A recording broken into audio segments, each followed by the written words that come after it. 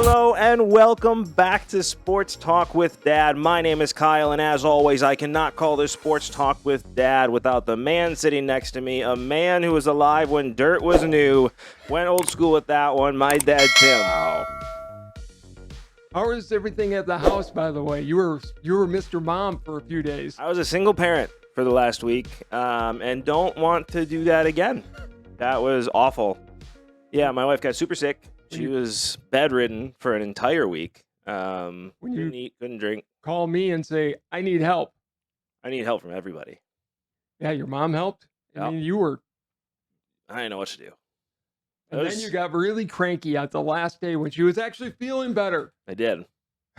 I was exhausted. I'm not even going to apologize. And haven't apologized. I got super cranky. Listen, when you do everything for a week, and I love my wife more than anything, but when somebody comes down and goes, well, the house is a mess, after I've been on my own for a week, yeah, I got cranky for a second. You know you're going to get absolutely no sympathy from any female who's watching this show right now. No, I'm not going to get sympathy from anybody who's a single parent because they have to do it 24/7.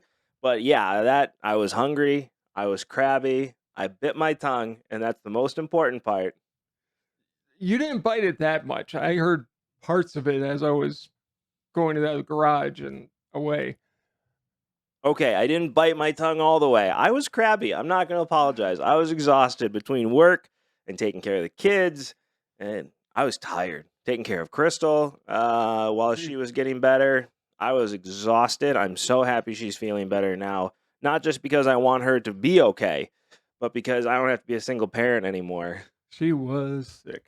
Yeah, I haven't seen her that sick. I don't think ever. She couldn't eat. She couldn't drink. Wasn't COVID, but it was something. It was something bad. I kept telling you to take her to the emergency room. But she wouldn't go. Let me ask you something more sports related, because according to the sign, we are Sports Talk with Dad. That we are. So I was listening to a couple shows, and this topic of conversation was on almost every show I listened to. Sure. You've got less than a minute left in the game. Your team is down by 3. What sport? Football. Okay. You're less than a minute left. NFL, less than a minute left, down by 3. Got it. Who do you want to be your quarterback? Right now or all time? Right now. Of the active players. Patrick Mahomes.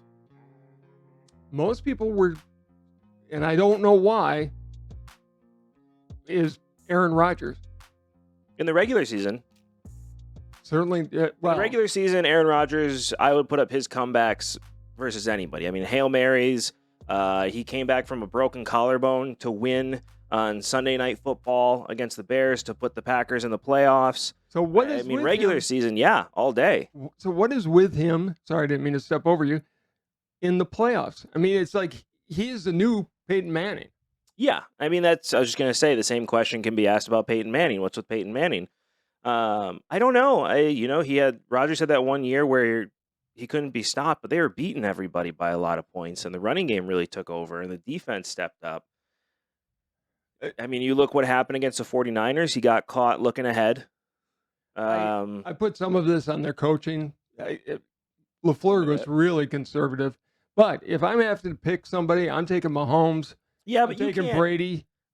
Just to interrupt, you can't say LaFleur got really conservative when Aaron Rodgers always audibles at the line. He does. And has every choice to change the play how he wants to. So I don't think that's fair to look at the coach and say, well, the coach got conservative. Well, if you don't like it, then change the play at the line. True, he does. But I look at not even the 49er game. I think the most embarrassing game for Rodgers was the Tampa Bay game. They turned the ball over to him 3 times, and we could not do jack with it. Rodgers had a lot of unlucky things happen early in his career when it comes to Seattle. What happened there? Let's not talk about that. That was just unlucky. When it comes to, there were a couple playoff games where Rodgers did a lot, and it just didn't go his way. And how does that not get in your head? after a while. No excuses for the Buccaneers game or for the game against the 49ers last year. No excuse. Those were on Rodgers. Two of the worst losses of his career by far. They're the two losses where they were on him. But if you don't look, if you take away those two, Rodgers has a history of coming back and winning games. He did back in especially earlier in the career. I think it just seems to me that he doesn't just play loose and let himself go. No, he's anymore. very much in his head. It's last year. It just looked again. He was looking forward. He was like, "This is it. This is my last year. I'm gonna go win the Super Bowl. I'm gonna retire. I just need to get through this game," and just overlooked the 49ers and got very conservative with Devontae Adams. That's the only person he was looking at, and it just didn't go his way. And AJ Dillon getting hurt That hurt was in a that game. big part of that loss. Well, I'm with you. I would take Mahomes, Brady, because he's done it so I'll many take times. Brady right now. If I have to say right now, I'm not taking Brady. Oh, if I had, I'd still say if I've got a minute or two left. The script changes on Brady right now if we go back to that same game with the Packers. If Rodgers is able to drive down the field once on one of those drives, Brady played a terrible second half. It was one of the worst halves I've ever seen him play. Okay, so we've got that. One other quick football thing. What about Josh Allen? I'd take Allen too. I mean, that shootout they had last year. No. Why? I just don't put him in the same category. Matt Stafford, he could be in the conversation too.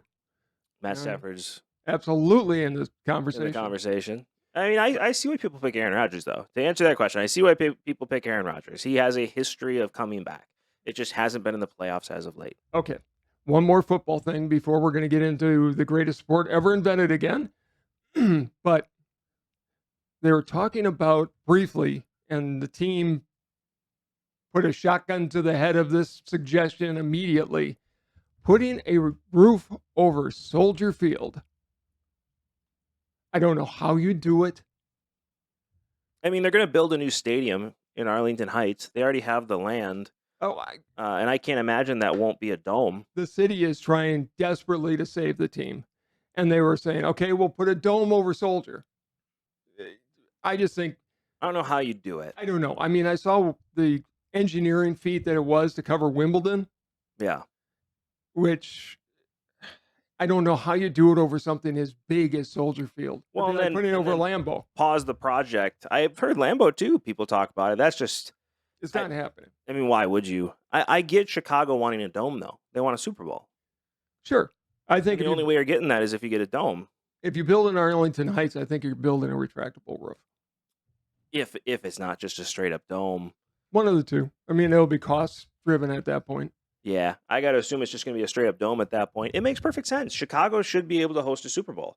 The only thing stopping them from hosting a Super Bowl is having a dome. Soldier Field is not like Lambeau. Soldier Field has outlived its purpose for the Chicago Bears. The Chicago Bears be better suited in a different stadium. I was surprised they didn't tear down Soldier when they did the remodel and they dropped the stadium down. Yeah. It was just, it never had the feeling of, oh, look at the great new stadium. It was just Soldier sunk. But that was the city building it, though. Correct. That was it. The Bears don't own Soldier Field. No, they don't. They've got the worst stadium deal in the country, probably. The city owns Soldier Field, and that's where they play. So it's not like Lambeau where they can go in and, you know, what they've done with Lambeau Field is amazing because they've made it very modern. Correct. But still kept the same field. I mean, that's the same field since 1957. And it same is. Location, same everything. It's still in the same bowl that it's been in. Right. They just redone everything around it. But they've updated it where everything else is very modern and very up to date. Soldier Field hasn't done that. Soldier Field still looks like it's about to fall down. It doesn't have any type of modern feel like I'm at an NFL game. It just looks like you're going into a 1950s NFL game. Look, that stadium's been around since the 20s, 1920s, not 2020s. Right. And it seems weird to have to say that now, but you do. You do. And it's just got that old feel to it. And too old. Very much so, too old. There's something that feels historical, right? You have Gettysburg, feels historical. Yes. You have the White House, feels historical. Lambeau Field, Wrigley Field, Fenway Park. Fenway Park. Those all feel historical. And then you have Soldier Field. You have the Coliseum in Oakland. Dumps. They're just old. They're not historical. They're just rundown ballparks. Tropicana I was Field just gonna say in Tampa Bay is just rundown. The Cotton Bowl in Dallas, that doesn't feel historic. That just feels like an old stadium. There's nothing new to it. The concessions are still terrible. It doesn't add to the experience of why I'd pay to go to that game. You're charging me an arm and a leg for tickets for really not a great experience. It's really not. Now, the Cotton Bowl, because of the Red River rivalry, Texas versus Oklahoma at the Texas State Fair every year, that one is a historic venue. Cotton Bowl is historic. I don't know if they're moving it to Jerry's house or not, but I'm not saying it's not a historic venue. I'm just saying it doesn't have feel historic. Right. I was in Dallas a couple of years ago and got to go in. Well, I guess it was 3 years ago now. Jeez, and got to go into the Cotton Bowl, and it just felt old. Okay, the last time I was there was, God, 30 years ago, and it probably looked exactly the same. It probably hasn't changed much at all.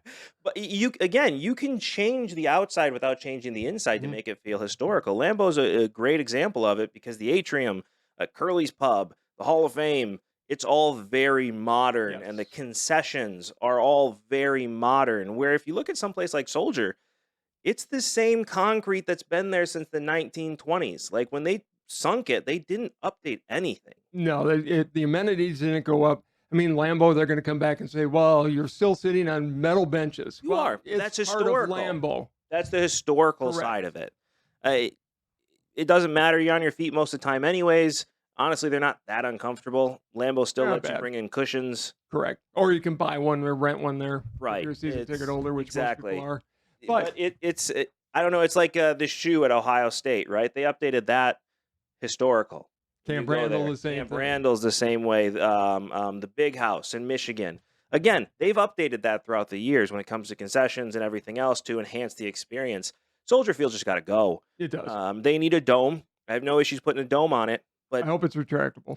Soldier Field needs to go. It'll still be there. They'll treat it like the Cotton Bowl, I'm sure, where it's just kind of there. It might be a good place for concerts where you've got festival seating in the summertime. How can you do concerts though? You can't do anything there. Festival seating on the field.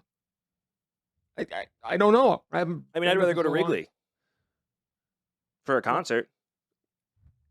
I'm just saying. I've seen concerts down in that area. I think it's done its course. I think at this point, Soldier Field just needs to be torn down. The Bears need to go out to Arlington Heights and get a brand new stadium. They deserve it. Again, they've done nothing to preserve Bears history at Soldier Field. It's just a concrete stadium. And if they go to Arlington Heights, I hope the Bears, whoever the ownership is, I know who I hope it is, but that's just a personal story. We're rooting for you, Angel. But I hope they do it right. I was going to say Jay-Z. No. Well, I wouldn't be surprised. I hope they do it where they actually do, like the Packers have the atrium, have something honoring the Bears because they're the oldest team in football. Right. Do a Hall of Fame finally. Yeah. And really do it upright. Yeah, build out the whole area. I mean, if they can do what Minnesota did or what Atlanta did, those stadiums are gorgeous. They are absolutely gorgeous. And if they can build something like that, I think it's going to do great for them. I mean, it's the oldest team in the NFL, and they just haven't preserved the history with the stadium. And it's not the Bears' fault. Again, the city owns the stadium. Correct. So there's only so much you can do. And look, that area where Soldier is, getting to it was always a struggle. It's downtown Chicago. And right now, you don't want to be in downtown Chicago. It's not the safest walk to get to. It's not even like Wrigley. Wrigley is... People complain about going to Wrigley, but really, it's easy. You park outside of Chicago and ride the L, and it's 2 or 3 stops down, and you get off and you walk a block. That's it, and you're there. And then you get on the L, you go to you're out of Chicago driving away. Even parking wasn't that hard. I've parked at Wrigley several times. It's not that bad. I'm sure it's harder now because they got that hotel there. Maybe because you can't park in the McDonald's anymore. But there used to be McDonald's across the street from Wrigley Field. Now the McDonald's, I think, is actually in the hotel, which is pretty funny for an Probably. upscale hotel to have a McDonald's in it. It is very upscale. But Soldier, you can't take the L down to No. Soldier. You got to drive down there. You got to find a place to park, and then you're in Chicago traffic. It's a nightmare. And I have no interest. They need to get out to Arlington Heights, closer to the airport. And again, then they can host a Super Bowl, and the Bears actually own the stadium. And the Bears can do a lot more. The flexibility they get by owning their own stadium. Look at what Jerry Jones has done. Look at what the guy who owns the Rams has done. Yeah. I mean, if I'm the Chargers, I'm still talking to San Diego to try to get a stadium deal so that they're not living in somebody else's house.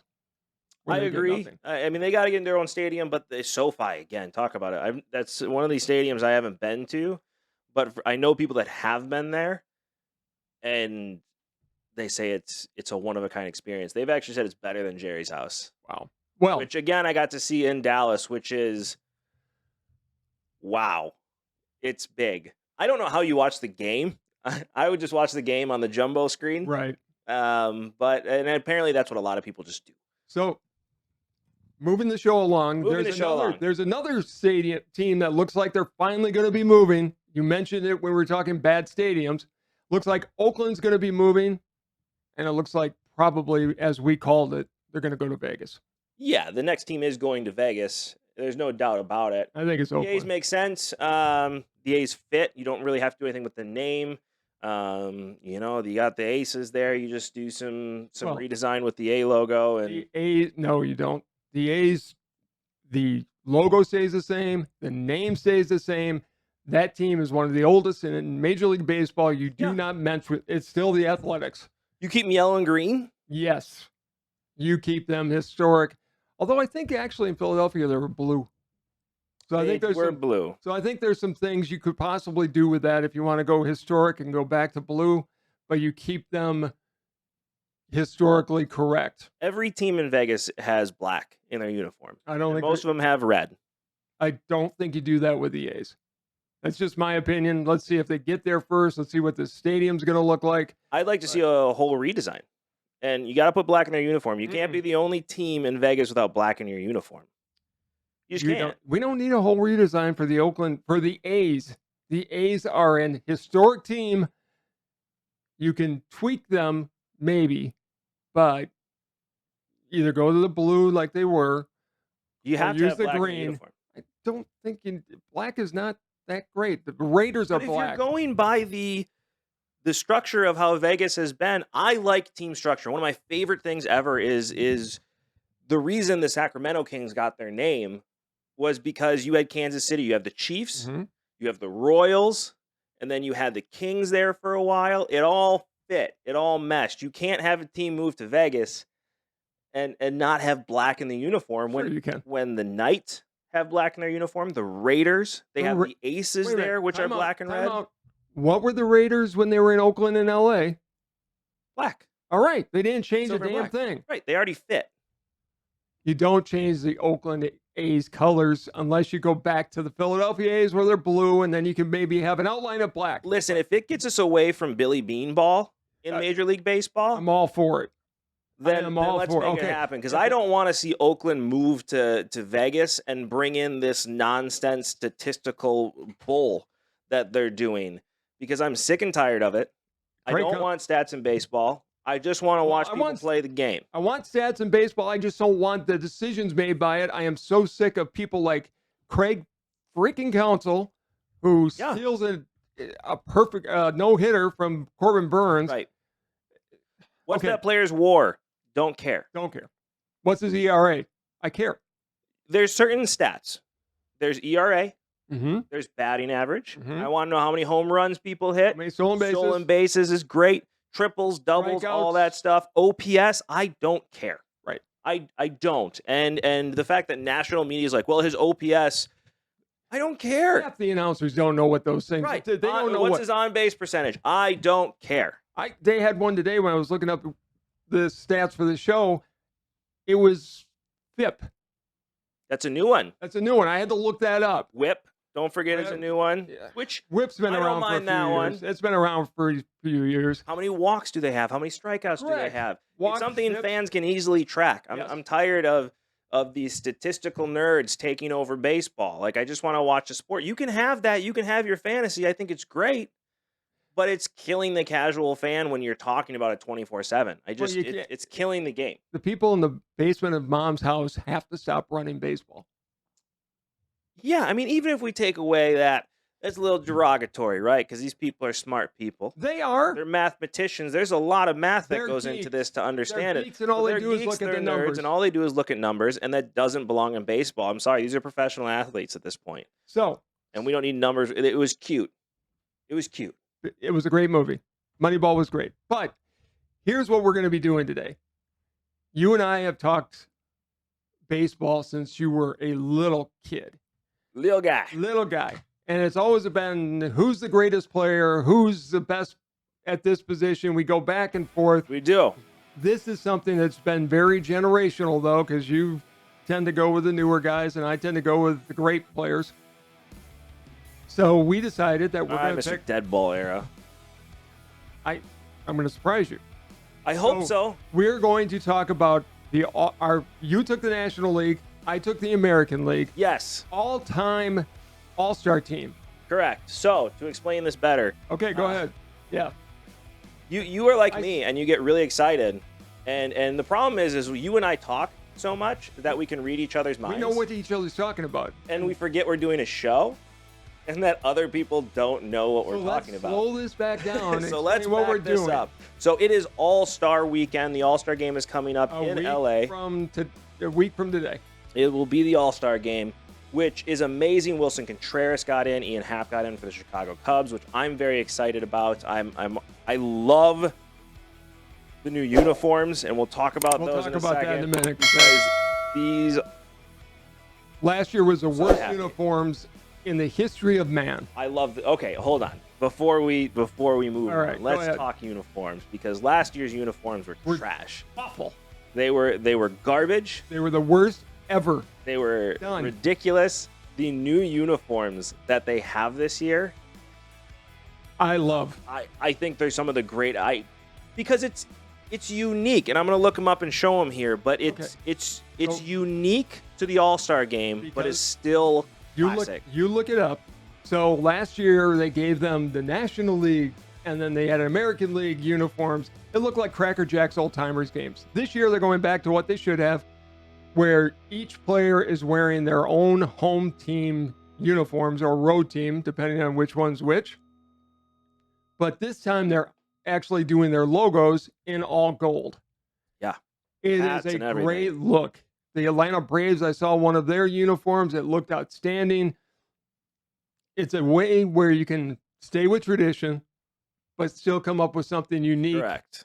that they can go ahead and fans can buy. I think fans are going to want to buy these uniforms. I think so too. You can see them right there. These are absolutely stunning uniforms. I love how they've done it because, again, it does give that feel, especially with the gold in them. It gives that feel like, hey, this is special. Mhm. This is unique. It gives fans something to buy, which is great. Just as I said. Yeah, exactly. I was looking it up. I was half listening. I know. But I'm here. But no, it does, because it's something, I actually want to go out. You know me, I like memorabilia, but I don't buy a lot of shirts and Right. stuff. It says Cubs on it. I don't wear a lot of logos. Normally not my thing. But for this, I will go out and I will get a Contreras t-shirt as an all-star. I already saw the Ian Happ one. The white ones, I think they look amazing. I'll definitely get the kids one because it's something unique. And again, it's something special. And if I'm a player, I'm and now proud to wear those. oh, I'm so happy. Yes. Because I still get my home team uniform, but that's something I get to hang on the wall because now I'm a gold standard player. Correct. And For the Braves or the Angels, you can see them both here. I'm a gold standard player. This is something, I just gave myself chills saying that. We because it's something you can hang on the wall. we called baseball out for being so bad on a lot of different issues.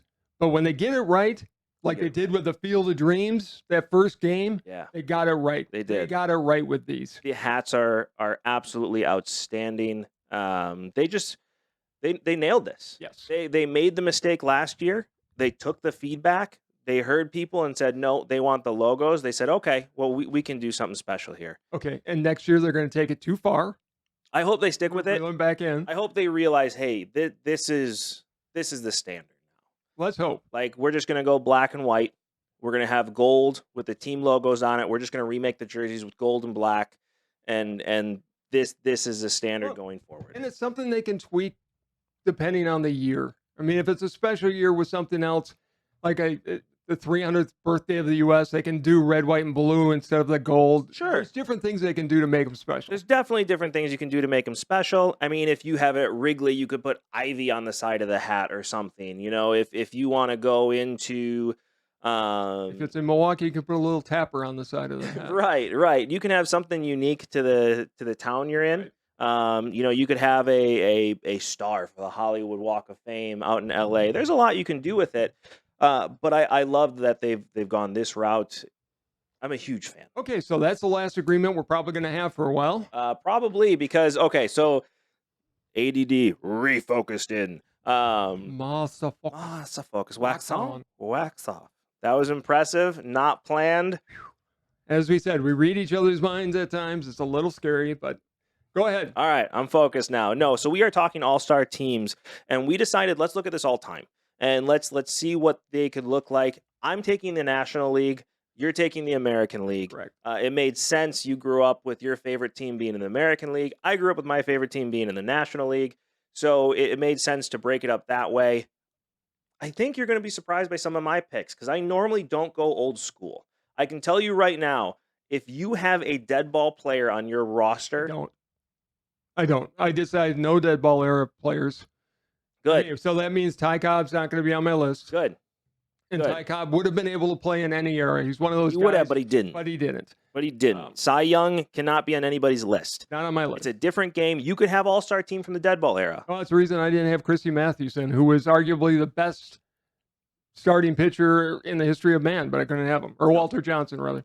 But dead ball era doesn't count. Right. But let's start with yours here. Let's start the American League list. And you do have a very strong list here. So as you can see, breaking this down, we have 6 outfielders. Mm-hmm. We have a starter. We have a backup player. And then we have a left-handed pitcher and a right-handed pitcher, which you were not a big fan of me choosing. I think you have to include relievers, which I did, and I'll touch on them. I didn't touch them. I did. But let's go to DH real quick, because all the players in the American League that were hitters that you could have chosen, you just went players that were DHs. I went with players that were because the American League has had the DH since 1974. It's actually a position in the American League. Yes, American League was softball, and now unfortunately baseball or National League is too. But because it was an actual position, for my choice, they had to have actually played or been a DH for the majority of their career. No argument about the greatest DH of all time. Edgar Martinez, yes, finally got in the Hall of Fame, which I think he deserved. Deserted. The fact that you don't have David Ortiz on this list shocks me. I had Paul Molitor and David Ortiz, and you made me pick one. I did, and it was a flip of the coin. I went with Molitor because he's one of the greatest leadoff men of all time. Hit with power, started it. His nickname was the Igniter. Call me a homer. I love Paul Molitor. I mean, you realize you left Reggie Jackson off your list completely. He's honorable mention. Why wouldn't you have had Reggie Jackson as your designated hitter? Why don't you have Ichiro Suzuki in your outfielders? He's on my list as honorable mention, which I will talk about. Can we go through these one at a time? We're still in the DH. Okay, I'm seeing this. I'm really seeing this for the first time, and I'm very upset right now. Well, you can get upset, but I've got a logic to every one of them, and they all make sense. Okay, so back to designated hitters. You actually went designated hitters. I went with designated hitters, so I didn't. I mean, I could have put Jim Thome on here, who is the most underrated player in the history of man. Nobody ever talks about him. Agreed. One of the greatest home run hitters of all time. Agreed. But Edgar Martinez, I don't think you can argue, is the greatest DH to have ever played the game. Correct. He's a hitting machine. Correct. David Ortiz, Paul Molitor, flip of the coin for me. I went with Molitor. I could have easily went with David Ortiz. You went with the homer pick. Kind of. I love Molitor. I do. It's fair. It's your list. You can go homer. I definitely went homer pick on a couple of mine. Yeah, think. So I know what you. I haven't seen your list, but I know what you did at third base, and I'm going to crucify you. Oh, you can try. I will not be hard. Okay, so DH, you went straight DH. Let's go catcher. Catcher. I understand why you went Josh Gibson, but Josh Gibson I don't never care. played in Major League Do you Baseball. not care? He would have been. I'm assuming he would have played for an American League team because why not? So he needs to be highlighted. He was known as the Black Babe Ruth. He was just the most amazing catcher. Yeah, arguably 800 home runs. Arguably, played 17 years. It just, he was an outstanding. He's still the only player, and I want to bet on this, and we checked it, to hit a ball to the roof of Yankee Stadium on the left field side. Right. That's a poke. That's a poke. That's the old Yankee Stadium, by the way, not where they've got now. You mean the Hitter's Park? Old Yankee? Not no, new Yankee. Yeah, exactly. It's not like old Yankee. So I went with Josh Gibson. You can disagree with me if you want. I do disagree because he didn't play in Major League Baseball. I don't care. I'm giving credit to net. I'm not gonna get rid of great Negro League players. All right, then why isn't Satchel Paige on your list? He is an honorable mention on my list, and I will get to it. So if I'm Yogi Berra was my backup, 10 World Series wins. Understood. Great. And my honorable mention was Pudge Rodriguez or Carlton Fisk. I am upset you don't have Pudge Rodriguez in here over Yogi Berra. It is not Pudge Rodriguez's fault that he didn't play on championship teams. Yogi Berra played on arguably the greatest teams of all time. He was also a great catcher. Great catcher. Great catcher. I'm not denying that, but you saying that the reason you picked Yogi Berra was because of his championships? It was also because of his stats. Pudge Rodriguez was outstanding. Pudge Rodriguez, I'm a little biased. Pudge Rodriguez is one of my all-time favorite players. As a catcher, he was one of mine too. I think he's a better catcher than Johnny Bench. You and I have had this argument on this show. Well, dream on. I thought he called it an amazing game. He did. He built off of what Johnny Bench started. Very much. I will 100% give you that. I don't like that you have Yogi Berra in here ahead of him, though. Yeah, okay. People can split hairs between Berra. Berra was on most lists until Johnny Bench came around, the greatest catcher of all time. Even well into the early 2000s, he was considered the second greatest catcher of all time. I don't have anybody to put ahead of him in the American League. A lot of the great catchers were National League. Right. So I don't really have a lot of people. You could have looked at Carlton Fisk. I did. I have him honorable mention. I mean, he was a great catcher. Carlton Fisk was always, I could have put Thurman Munson, who tragically was killed, but he was the catcher. He was the captain. He was the captain when I was a kid. While I wasn't a Yankee fan, I loved Thurman Munson. He was just hard-nosed as you could get. Yeah, he was first captain since Gehrig, right? First captain since Gehrig. I think there was one in the 50s. Was there? I mean, don't hold me to that. But anyway, so that's my pick for catcher. Okay, first base. This is easy. Lou Gehrig, still considered the greatest first baseman to have ever played. Yep. 2,130 games consecutively, 13 straight years with 100 RBI. Just great. A lifetime batting average at 340. My backup to him, Harmon Killebrew, played for the Twins. A mountain of a man, 573 home runs. Jim told me was my honorable mention in that. You see, I'm happy you didn't do that because you could have done what a lot of people do, which is where they name David Ortiz as a first baseman, even though he didn't play he played it for 1 year to get into an All-Star game. People named who else am I thinking of here? Frank Thomas, who was a first baseman for a little bit. He was a first baseman early in his career. DH. Yeah. For most of his career. So I'm glad you didn't go that route. Harmon Killebrew was a very good fielding first baseman. Played in Minnesota, played in it was mainly a Washington Senator, but he was also in Minnesota when they moved. The Senators National League or American League? American League. Yeah. American League.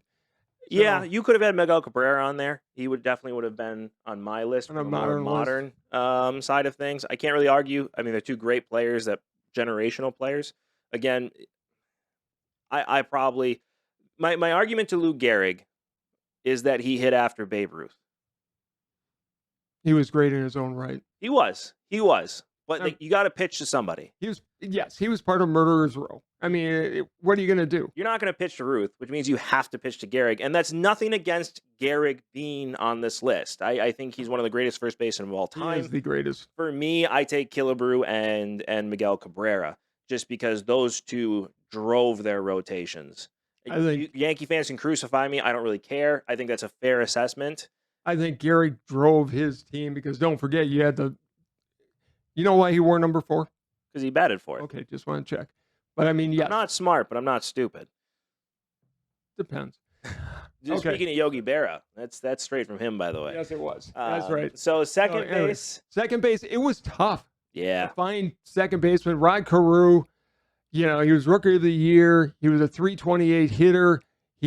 I loved watching him play. He was that guy that had laid his bat way back, but he was a hitting machine. 3,053 hits. Not only 92 home runs, he was a true second baseman. Right. My second, who was a great player, Roberto Alomar. However, he got involved. He spit in the face of an umpire that really bothered me. But I still put him as my backup. I think it took away a lot from his career. That incident just pushed him down in a lot of people's eyes. It did. Honorable mention could have been somebody like an Eddie Collins if you go back in the day. So I'm extremely happy you didn't go with somebody like Nap LaJoy. Again, I really thought that was going to be on your list. No dead ball. I was going to throw a fit like a 5-year-old. I'm also surprised Robinson Cano isn't on your list. Robinson Cano is a very underrated second baseman because he went to Seattle and took the paycheck to Seattle. People forget what he was to the Yankees and what he still is. Sure. For the Seattle Mariners. I think he's retired now, but I mean, he was unbelievable in a Mariners uniform. He just went to a bad team. Well, and honestly, when I was looking at all the lists of the great second basemen, it was Carew, it was Alomar. Cano was 2 or 3 spots down. So I just went with where the research led me on that. I would rather have Cano than Alomar, and maybe that is just because of the spitting incident. Of the spitting, It definitely could be my own personal bias from that. But I think Robinson Cano is a very underrated player, and 100% would have been one of my choices.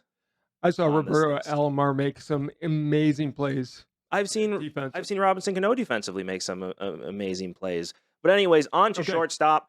I couldn't disagree with Cal Ripken being your starting shortstop more. You know what? He played 20. Here are the stats. Take away the 26-32. 276 lifetime average, 431 home runs, 1695 RBIs, and 1647 runs as himself. He was Rookie of the Year in 82, won the Gold Glove twice. He was an All-Star from 83 to 2001, which I do think was skewed as a personality contest. If I would have had, and I had Robin Yount as my backup only because Yount was really the first big shortstop. It wasn't Ripken. Ripken was a little taller, but Robin was the first one to do that. But he played half his career at center field after he got hurt. I was not going to put the guy who probably is the greatest shortstop of all time, Alex Rodriguez, because I included no Reuters on my team. Alex Rodriguez is the greatest shortstop of all time. I'm not going to include him because he was not only got busted once for roids, he got busted twice. But if you look at him defensively, it has nothing to do with that. I don't care. The fact that he played third base in New York still bothers me to this day. And here's one thing I looked at a ton of lists. Derek Jeter's on a lot of them. Jeter's on a lot of them, and they move and they say that Rodriguez is the greatest third baseman of all time. That is so much BS. Derek Jeter wasn't even the best shortstop on his own freaking team. Right. Rodriguez was a great shortstop long before he went to New York. I would argue if Alex Rodriguez was a shortstop for the Yankees, they would have won another championship. I could have seen that. He was that good defensively and can make up that much of a difference. His bat was solid. Fine. Argue that with steroids. I think he still would have been a great bat anyways, but defensively, he was outstanding. I'm not arguing. He's the greatest shortstop of all time. Yes, I'll give you that. He may have been better than Honus Wagner. And I will argue that Alex Rodriguez, well, yes, he admitted to using steroids, right? Not once, but twice. Not once, but twice. That's Got busted. fine. Okay, he definitely got an advantage, but he did not use steroids. There's different ways to use steroids, right? Yes, there's ways to use testosterone and just to get bigger and more in cheater, shape like and Bonds raise your did. testosterone. And then there's using what Sosa, McGuire, and Bonds did, which was Mr. Olympia level steroids. And I would say Alex Rodriguez was more on the size of, hey, I'm going to put some extra testosterone in my body, and was proven that really what he was taking was testosterone. Still illegal, and I have no issue saying that, but it's a different level, and I don't think affected the way he played the game as much as people say it did. And we can argue that, but at the same time, I've been against roids to the nth degree on this show. I'm not going to go and be a hypocrite because I like Alex Rodriguez and put him and say, yeah, he's testosterone is technically not a steroid. He was a roid user. He got busted twice. It's not anabolic. He's not on the list for that reason, even though I wish he never would have used, because I think he would have been the greatest shortstop of all time. Listen here, I've learned more about steroids than I should have ever learned because of the last conversation on this show you and I had about this. I went down wormhole after wormhole and now understand, again, more than I should understand about steroids. But just from that research in itself, you can't keep Alex Rodriguez off the list. I can, and I did. That would not be my list. I don't care. It wasn't. This is my list, and you're wrong because I'm not putting cheaters on the list. And by definition, he cheated.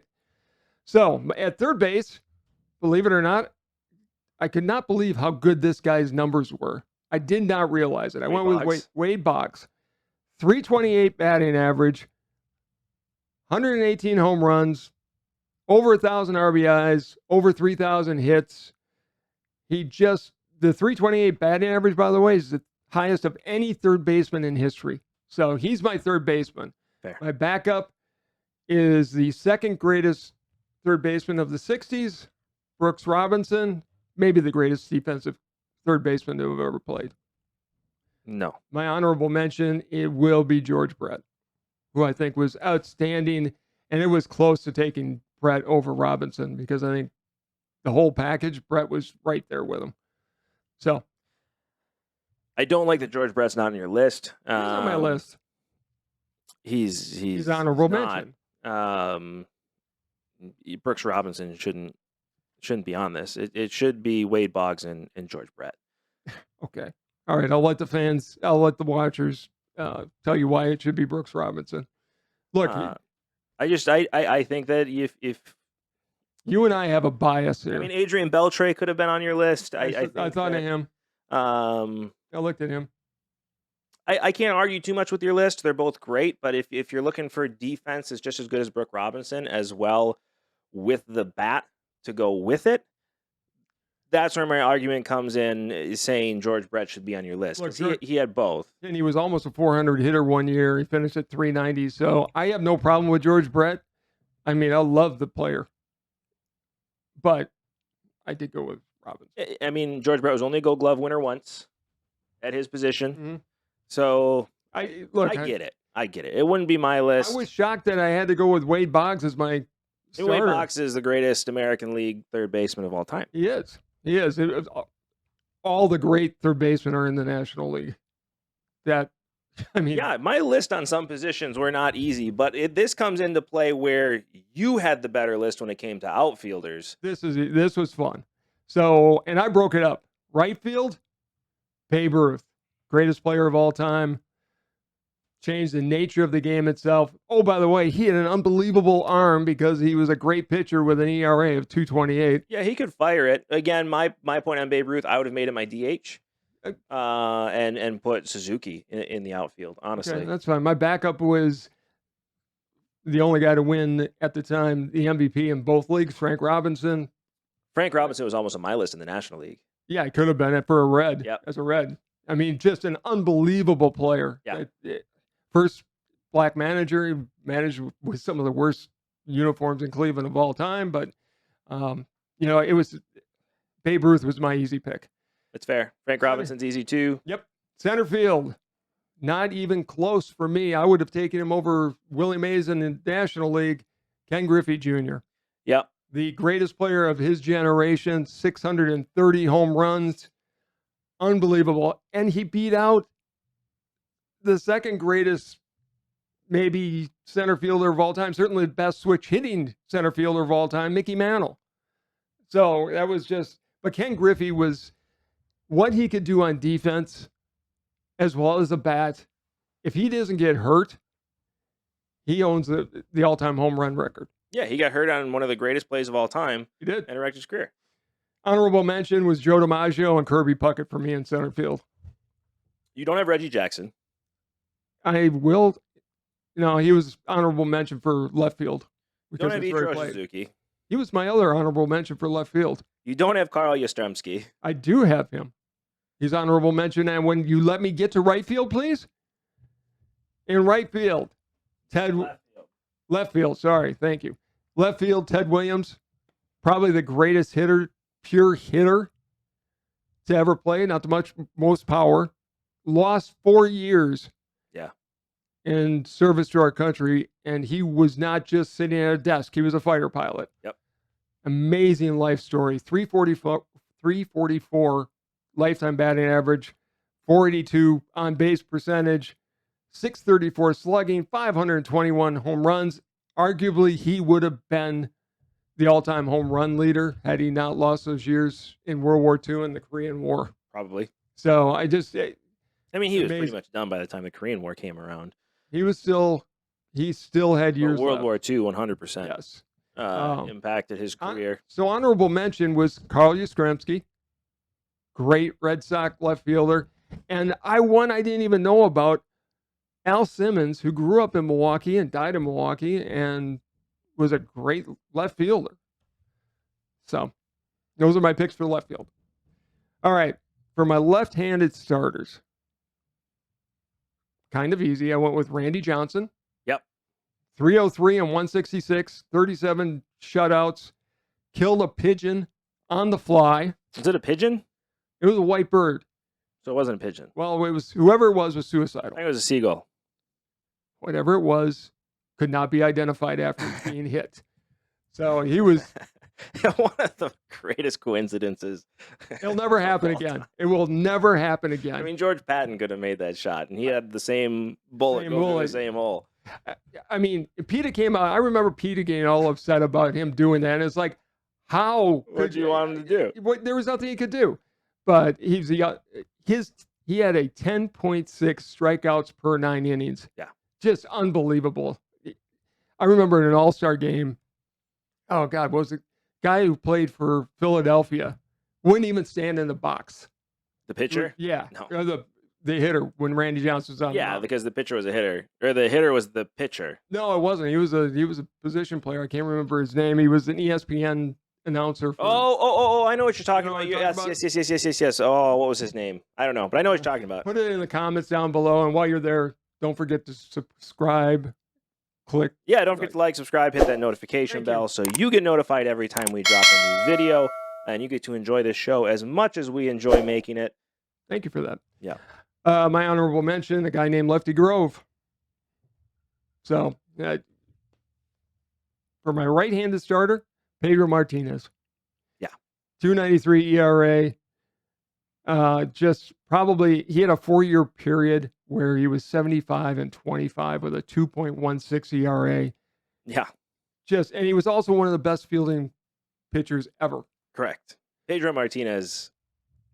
Just ridiculously talented. Is crazy. Well, what's funny is both of your pitchers could have been on my National League list as well. They could have. Pedro Martinez wasn't as good with the Expos in the National League. His best years were as Boston Red Sox. Randy Johnson, though, was very much just as good in Arizona as he was any place else. I would argue he was better in Arizona than he was. You've got several left-handed pitchers you can take. I didn't have that many in the American League. That's fair. So, my backup is Satchel Paige.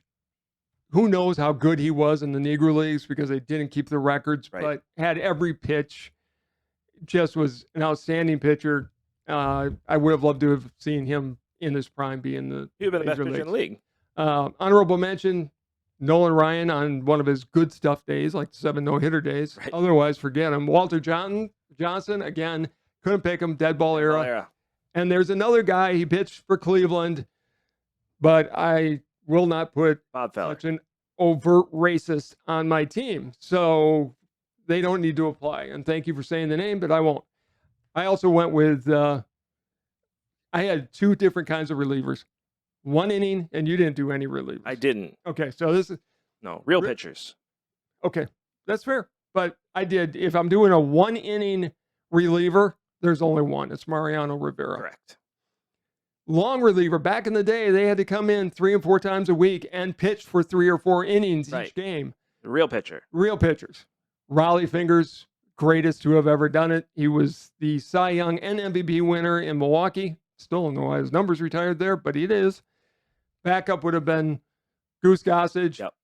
I could have also, I mean, if you're going to toss in, you've got Bruce Sutter in the National League. You had Lee Smith in the National League. Yep. Both outstanding. Trevor Hoffman, which people forget about all the time. They do. So that is my list. You didn't disagree as much as I thought you would. And what you did, you were so How is wrong. Roger Clemens not on your pitching list? Again, I don't have roid users on How my is team. Roger Clemens not on your pitching list? I mean, I would pick Pedro Martinez over Roger Clemens. Okay, then there's no argument. You know what? I wouldn't. Roger Clemens would be my right-handed pitcher. Yeah, well, if he wasn't a juicer, he would have been on my team. He was proven innocent in a court of law. He was never on any report. Uh-huh.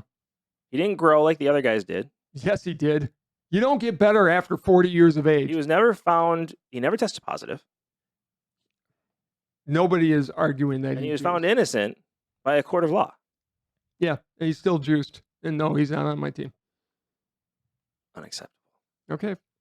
Unacceptable. On to the National League. Again, do this favor for me before we jump into the National League. Don't forget to like, subscribe, and hit that notification bell so you get notified every time we drop a new video and you get to enjoy this show as much as we enjoy making it. I am sure you're going to disagree with some of my list here.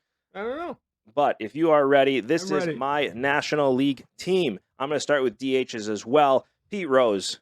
I mean, he had to be my DH. He's arguably the greatest hitter of all time. Pete Rose had to be my DH. I could have actually went with Shoeless Joe if I would have. Dead ball era. No, he wasn't. He played in the 1920s. He didn't. He was kicked out of the league in 1919. Yeah. So he never played in the dead ball era. But, you know, he's not eligible for the Hall of Fame either for the same reason, because Pete Rose also ruined the integrity of the game by betting on the game. Yeah, I think he was about to get in until that story about the girl he brought around 3 states came out. I think that kind of ended it. Or he could have been in a long time ago if he would have just went and said, I gambled, I bet on baseball, it was wrong. He wouldn't do it. Nope, he wouldn't. Finally admitted it, though. But Pete Rose, greatest hitter of all time, in my opinion. 303 batting average, obviously over 4,000 hits. 41.92, isn't it? 42.56. Okay. 42.56. Oh, that's right. The record was 41.92. Yeah. Like Hobbs. My second DH, Barry Bonds. I mean, how do you not have Barry Bonds as your designated hitter? Again, the worst cheater I'm in it to win it. ever. I want my team to win. The only cheater worse than him is Ryan Braun, and Ryan Braun's just an evil, rotten human being. You can have your integrity. I'm going to win. So Barry Bonds is my designated hitter backup to Pete Rose. He doesn't get to wear the armor, and he's got to be Pittsburgh Barry Bonds sized in order to play. I'll still take him. Well, if I would have Pittsburgh taken Barry him Bonds. He's probably my outfielder, honestly. But just overall, Barry Bonds is my designated hitter. A cheater, and I will give you Pete Rose. So you went with 2 of the biggest cheaters to have ever played Pete the Rose game. didn't cheat. He did. He ruined the integrity of the game. Your kids can't watch the game and go, oh, why did he do that? Well, he probably had a bet on the That was game. when he was a manager. This is him as a player. It's even worse as a... No, he was a player manager, and he was betting when he was a player manager. Yeah, so Pete Rose is my designated hitter. Catcher, Johnny Bench. Duh. You got to go with Johnny Greatest Bench. catcher ever. Yadier pick. What's that? I said a great second pick. Though. Yeah, underrated catcher. Mm-hmm. Underrated catcher by far. I thought you'd actually disagree with me on Yadier Molina. I'm surprised to hear you say it's a good pick. It was an outstanding pick. He was a great catcher. Yeah, Yes. I honestly expected an argument here Mm-mm. from you. I thought I'd hear Gary Carter come out of your mouth. Gary Carter was a Uh, great I catcher. thought you'd say Roy Campanella, who is also one of the picks I had to choose from. Molina would have been my backup catcher over. I agree. I Yeah, mean, I'm not a Cardinals fan by any means, but Piazza would have been the other one. Piazza was a hard one. But I think Yadier. I want my catcher to call a game, Yes, and there's no doubt that Yadier Molina calls a better game. Piazza couldn't catch a cold. I mean, he was one of the worst defensive catchers. Yeah, Piazza was almost a DH for me. Yeah, it would have made more sense. That's where he would have been. I mean, he probably made my third DH on this list. Gary Carter was, to go back to that, he was an outstanding catcher. He was in that Carlton Fisk class for me. Yeah. But Molina is actually, he's just above everybody else. Yeah, Molina could be in the conversation as history continues to be the Mhm. best catcher to ever play the game. I don't think he gets enough credit at all. He's so much fun to watch. And as a Cubs fan, I've gotten to watch a lot of Yadier Molina, and I have so much respect Well, for him as a player. when the Cubs play the Cardinals, you have two of the greatest catchers.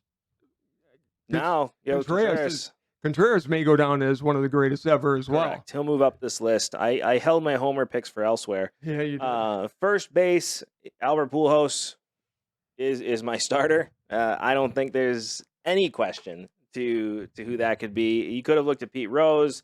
You could have looked at Stan Musial. He played more of his career in the outfield, so that's where I put him. But he was definitely a thought process for me. Could have put Ernie Banks over there. Could have put Ernie Banks over there. He played a lot of his career at first base. Played most of his career over there. He did. He's not, though. He's my shortstop. Okay. And then Willie McCovey as my backup. It just... He's great. I loved watching McCovey play. When people don't give Albert Pujols the credit for being the defensive first baseman that he was. I mean, you want to talk about WAR. He has one of the highest WARs ever of any first baseman. And was an unbelievable hitter. And the main reason the Cardinals won a lot of those championships. I don't think there's any argument. He is the second to Lou Gehrig, probably the greatest first baseman that ever played. Yeah, I would 100% agree with that. Second base, how do you choose anybody but Joe Morgan as your starting second baseman? It's just in the National League, there is zero question that he is your starter. It's Morgan or Ryan base. Sandberg. I was surprised. I'm shocked to see you not having Sandberg on there, although Jackie Robinson, for a lot of reasons, is just unbelievable player. Yeah. I did not put Roger Hornsby on the list, which I could have, but he played in the dead ball era. Okay, fine. So I get he played a lot of his career in the live ball era, but he was a dead ball era player. So he no longer because counts. he played for 3 years before the live 5 ball. years. Oh, God. Yeah, so the first 5 years. His best years. No. Hornsby should have been the starter with Joe Morgan as the backup. Dead ball era. Not dead ball. Most of his career, the vast majority of his career was live ball era. The Raja should have been your second baseman. Dead ball era. Doesn't count. Different game. Jackie Robinson was my backup. Honestly, you could choose either one of these guys to start. It doesn't matter to me. People forget how amazing of an athlete Jackie Robinson was. Jackie Robinson played in the college all-star game versus the Chicago Bears in football. And he was one of the greatest track athletes. Correct. Yeah, I mean, today he's a running back. I forget the Chicago Bear player that said it. I don't know if he was ever mentioned, given credit for this quote, but he said Jackie Robinson's the fastest person I've ever seen. Which is just scary to think of. I mean, just an amazing all-around athlete. You could say Jackie Robinson starts this game, and I'd have no issues with it. I would have had no issues with it either. He's one of the greatest players of all time, especially second baseman. Shortstop, Ernie Banks. Greatest shortstop of all time. Really? Mm-hmm. You picked Robin Yount. No, I get that because my list was limited. You've got Honus Wagner. Honus Wagner is a dead ball era player. I know. I just like Honus Wagner does not count when it comes to modern day baseball.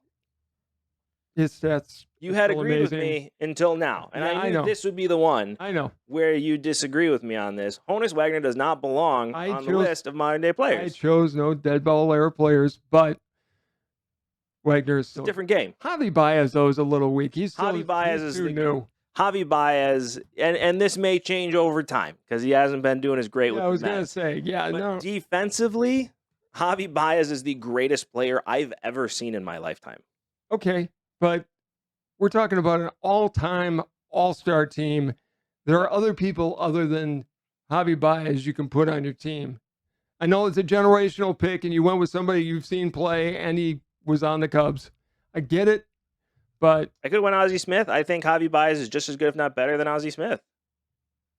When it comes from a bat perspective and defensive perspective, I think Javi Baez beats him out. Ozzie. I could have went Barry Larkin, but again, Yeah, Barry Javi Larkin Baez was a better pick. I wasn't going to go any other dead ball era players. I would have went with Ozzie myself. He's the greatest defensive player over his entire career to have ever played the position. Had a sneaky good bat. He got better as he got better as his career went on. He was a switch hitter, and he actually learned to hit from the left side. He did. Javi Baez is the greatest defensive player I've ever seen of any position. His bat's got a lot better, and I hope it continues to get better. I think New York was a bad spot for him, but we'll see what happens. He's got to come back. If he comes back and his career trajectory starts to go upwards, he will go down as one of the greatest shortstops of all time. Okay. Period. Third base, Mike Schmidt. There's not even a question. No, he's the greatest third baseman I've ever played. Yeah, he wins. Back up again. To me, not even a question. Ron Santo. How can you say that? Call. Ron Santo was a very good shortstop. We've had this. He was the greatest greatest third baseman of the 1960s. Correct. Eddie Matthews is the second greatest third baseman in the National League. 500. Who? Eddie Matthews? Who? Really? As most of our fans would say, who? Eddie Matthews, 512 home runs, great defensive third baseman, not even close. As much as I like Santo, and I do, not only as a player, but as a person. Santo had 342 home runs in Wrigley Field, where you can't hit home runs half the year. Eddie Matthews was a better third baseman than Ron. Santo had 2,254 hits. Uh-huh. He had a slash line of 277, 362, I don't have Matthews' stats right in front of me, but he's better than Santo. I'm sorry, and he was a really solid third baseman. The only player I honestly could have put on here, other than Eddie Matthews, whose stats, by the way, he had less of a batting average, more home runs, less hits. By double. Well, not double, but not double. A couple hundred. So, yeah, Ron Santo. Chipper Jones could have been on my list. That's why I think a lot of people are going to argue with me on that, is Chipper Jones should have been the backup here, which I agree with. Ron Santo is the most underrated player in all of baseball, and especially when it comes to third base. Should have been in the Hall of Fame decades ago. He was much better than Brooks Robinson, who is known throughout the 60s as being the shortstop. He was a game away, a black cat away from getting all that recognition. The only reason people that Santo never got in the Hall of Fame was because Robinson got to play in the World Series on national TV. Correct. Santo didn't. Correct. Santo should have been a first ballot Hall of Famer, and instead we get stuck with Kurt Warner going in as a first ballot Hall of Famer. Kurt Warner's football. Yeah, that's right. I'm sorry. Back to baseball. Outfield, Hank Aaron, Willie Mays, Stan Musial. Easy picks. Again, Stan Musial, I looked at him strongly for first base. He only played about 5 years at first base. And went into the outfield. Great left fielder. Interesting story. They moved him and he didn't miss a beat. Nope. They actually kept him there for their championship run. Probably one of the most, talking about underrated players and forgotten players in history, Stan Musial is... Except by Cardinals fans. True. And Cardinals fans, no matter what we think of their team, they're great fans. They are. And Musial should be talked about a lot more because he was just an unbelievable player. And look at his stats. They're not... 331 batting average, 475 home runs, 3,600 hits. And he played two different positions. Just ridiculously talented. And a three-time MVP, by the way. Mm-hmm. It was a no-brainer him being on there. Roberto Clemente, a no-brainer for me being on there. Should have been. Duke Snider.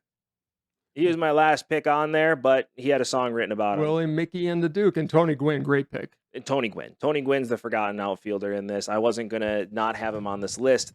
Tony Gwynn hits 400 in a season if the strike doesn't happen.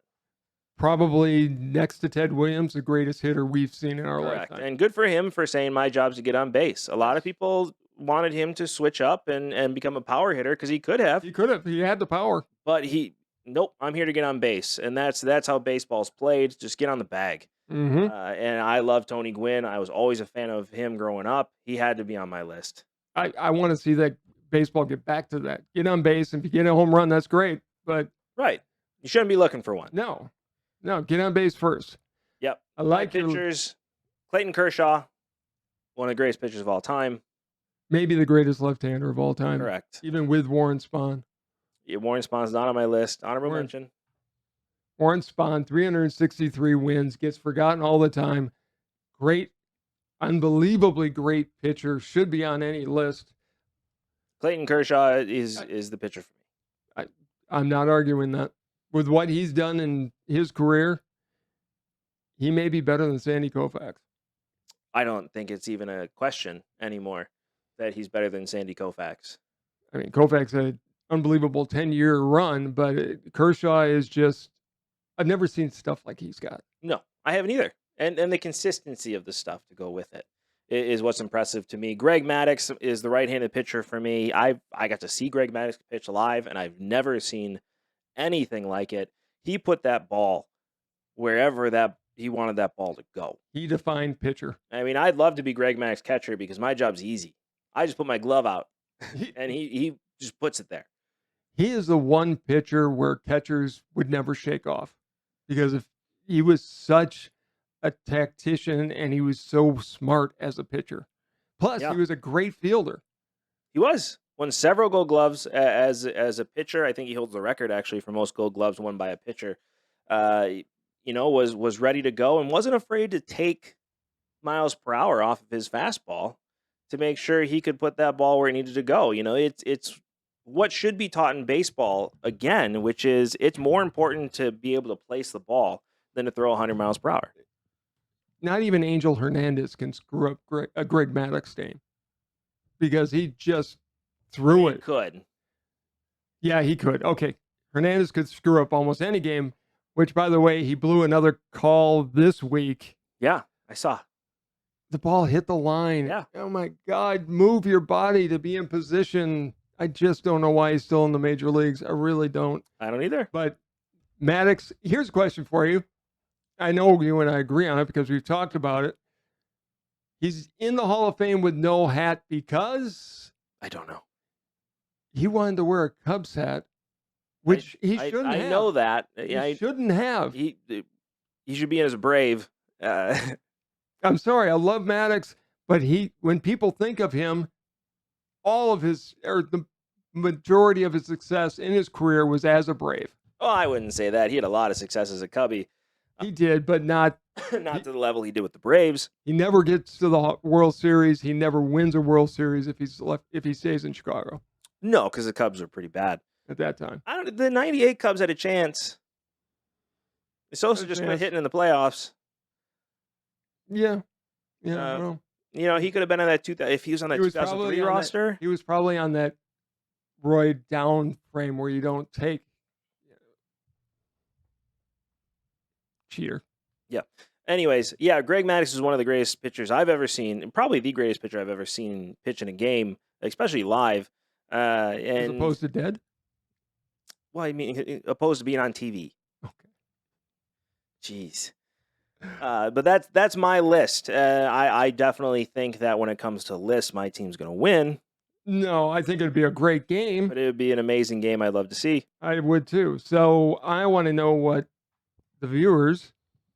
I do too. Let us know what you think in the comments below. Should dead ball players be included in this? If you say yes, you're wrong. But you definitely have a right to your own opinion. Well, for one thing, the All-Star game didn't start until the 1930s. See, even more proof that dead ball players don't belong in baseball. I wasn't going to leave Babe Ruth off my team over that. Babe Ruth should not be included as a pitcher when it comes to baseball because he pitched during the dead ball era. I'm surprised you didn't give me a hard time about not having Ohtani on my team. You left Ohtani off your team. He's been doing what he's been doing, which is incredible, but he's been doing it for 2 years. Not even close to long enough to be on this list. Seeing the players, honestly, that you left off your list, you didn't have Mike Trout on your list. Close.